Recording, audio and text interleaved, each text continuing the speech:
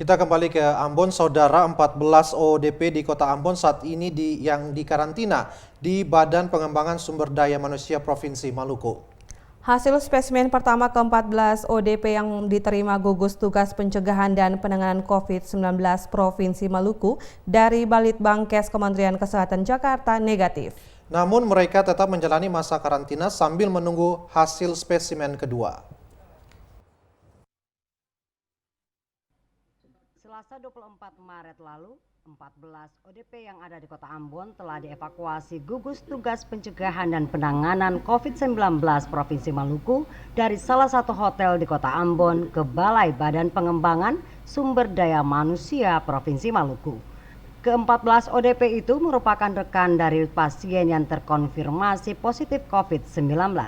Kamis siang, Sekda Maluku yang juga Ketua Gugus Tugas Pencegahan dan Penanganan COVID-19 Provinsi Maluku berkesempatan mengunjungi ke-14 ODP tersebut.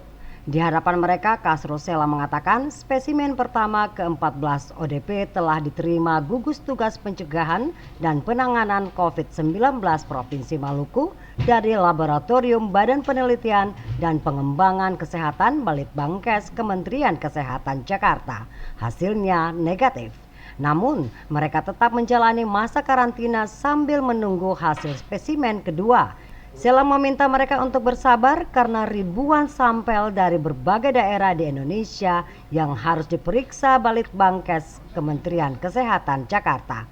Persoalan yang dihadapi di Indonesia saat ini, sampel hanya diperiksa di Balitbangkes Kementerian Kesehatan Jakarta. Sementara daerah-daerah lain di Indonesia belum ada Balitbangkes Kementerian Kesehatan.